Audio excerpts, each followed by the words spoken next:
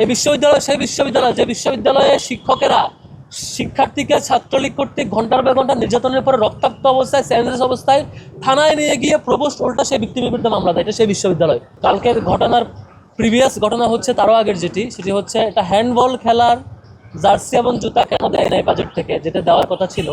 এই সংক্রান্ত একটা প্রভোস্ট যে এই বাজেটটিকে বাদ দিয়েছেন এই প্রোগ্রাম থেকে, স্বাভাবিক একটা সমালোচনা করে তিনি ফেসবুকে পোস্ট দিয়েছিলেন। এই সামান্য সমালোচনা তিনি শিক্ষক, তিনি নিতে পারেন নাই এবং তার বিপরীতে তাকে মানসিক টর্চার করেছেন, যেটা হতে পারতো।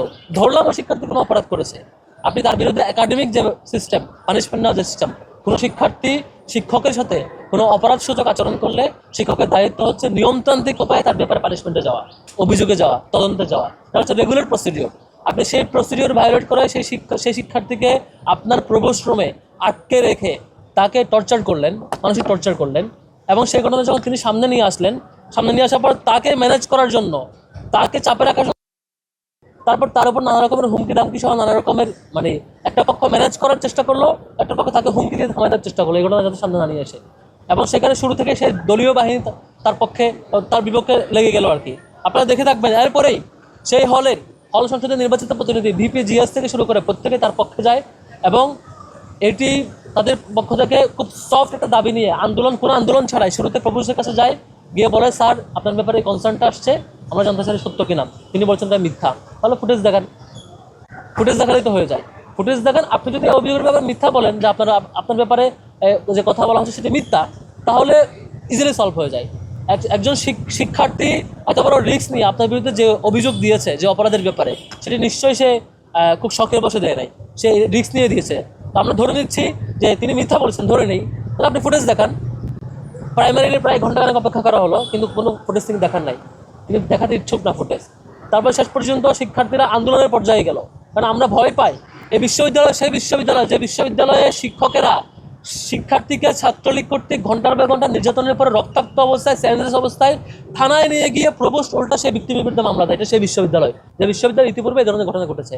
আমরা ভয় পাই আবারও বর্তমান প্রভোস্টরা সেই দলকানা ভূমিকায় অবতীর্ণ হয়ে আবারও সেই ভূমিকায় যায় কিনা, যেখানে শিক্ষার্থীকে হল থেকে উঠায় নিয়ে গিয়ে থানায় গিয়ে জঙ্গি মামলা দিবে, উঠায় নিয়ে গিয়ে তাকে উল্টা ভিকটিম বানাবে, অস্ত্র মামলা দিবে। আমরা দেখেছি, আমরা কোনো ভুলে যাই নাই। এই বিশ্ববিদ্যালয়ের বিভিন্ন হলে তাকে সারা রাত নির্যাতন করার পরে উঠিয়ে নিয়ে যে প্রভোস্টের নেতৃত্বে অস্ত্র মামলা দেওয়া হয়েছে, জঙ্গি মামলা দেওয়া হয়েছে। এই ঘটনা ইউনিভার্সিটি রেগুলার ছিল, এটা আমরা ফিরতে চাই না। এই জন্য আমাদের কমিটমেন্ট ছিল এখানে আমরা সিরিয়াসলি একটা ফাইট দিব।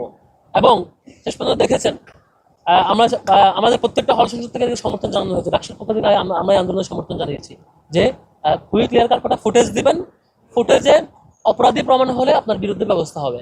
আর যদি অপরাধী প্রমাণ না হয় তাহলে তো ইস্যু সলভ, আপনার বিরুদ্ধে অভিযোগ হয় নাই। হ্যাঁ, যদি ফুটেজ ডিলিট করে দেন নাটক করে, তাহলে ধরে নিব এই অপরাধ সত্য। এবং এটাও ধরে নিব যদি ফুটেজ ডিলিট করে দেন শুধু তাকে আপনি হয়রানি করেন নাই, তাকে মানসিক যন্ত্রণা দেন নাই, বরং তাকে হত্যার চেষ্টা করছেন, এটাও আমরা ধরে নিতে পারবো। আমরা কেমন করে বুঝে নিব বা কি বুঝবো আপনি কতটুকু করছেন, কি করেন না, কি করেছেন। আমরা বারবার স্যারকে, আমি কালকে ডিসি স্যারকে ফোন দিয়েছি, রিকোয়েস্ট করেছি।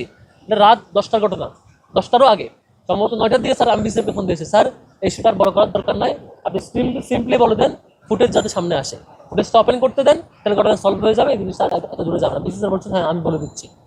আমি ভেবেছিলাম ডিসি স্যার আমার সাথে সত্য বলেছেন। আমি ভেবেছিলাম তিনি ইউনিভার্সিটির অভিভাবক হিসাবে একটা ঘটনার ব্যাপারে অভিযোগ আসলে এত নাটক না করে সরাসরি সেই জিনিসটা সামনে নিয়ে আসবেন।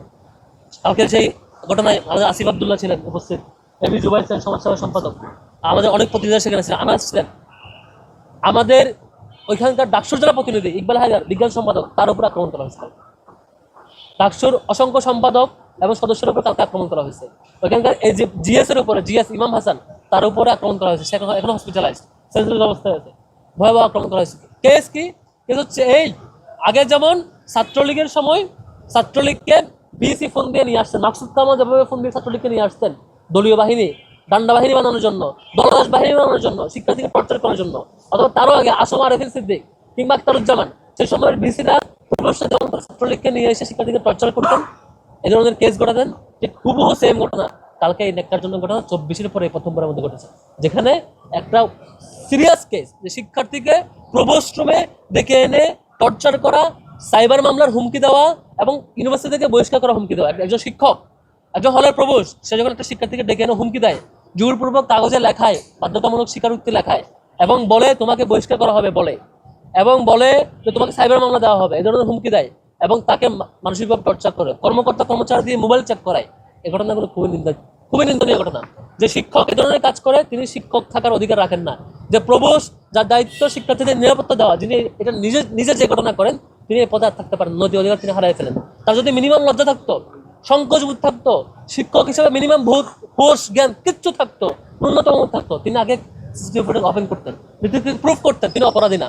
আর যদি তিনি অপরাধী হইতেন তাহলে নিজে কিন্তু ছিটকে পড়তেন, বলতেন যে আমার ভুল হয়েছে, আমি সরি, চলে যাচ্ছি, এটা বলতেন। সেটা না করে তিনি দলীয় বাহিনী নিয়ে আসলেন, বাহিনী নিয়ে এসে কালকে সেই রুল প্লে করলেন। আজকে দেখে রাখবেন, বিশ্ববিদ্যালয় কর্তৃপক্ষ একটা তদন্ত কমিটি করেছে নাটকের আরেক রূপ। বিশ্ববিদ্যালয়ের ভাইস চ্যান্সেলর যদি তিনি আগ্রহী হইতেন, সবার আগে দায়িত্ব ছিল তিনি সেখানে যাবেন। কালকে দুইজন প্রভিসি কালকে সেখানে গিয়েছেন, দুইজন প্রভিসি সেখানে উপস্থিত থেকে জাস্ট বসে আছেন এবং ওনারাও ওয়েলকাম করছেন যে ছাত্রদল তোমরা আসো, হামলা করো। অবাক করার ব্যাপার, দুইজন প্রভুষ্টের পাশে বসে আছেন আর ছাত্রদল এসে হামলা করলো, সে হামলাকে তারা জাস্টিফাই করতেছে। অথচ প্রভিসির দায়িত্ব ছিল প্রভুষ্টকে বলা যে আপনি সিসিটিভি ফুটেজ ওপেন করেন, দেখান আপনি নিরপরাধ কিনা। দায়িত্ব ছিল শিক্ষার্থীর পক্ষে যাওয়া, তারা এটা জান নাই। আজকে আমরা এটা খুবই নিন্দা জানাই ডাকসুর পক্ষ থেকে, যে ইউনিভার্সিটির ভিসি স্যার এবং প্রভিসি ওনারা যে রোল প্লে করেছেন এটা খুবই দুঃখজনক। এই নিন্দনীয় রোল আমরা নিন্দা জানাই। ওনাদের উচিত ছিল এটা দ্রুত এটা ব্যবস্থা নেওয়া।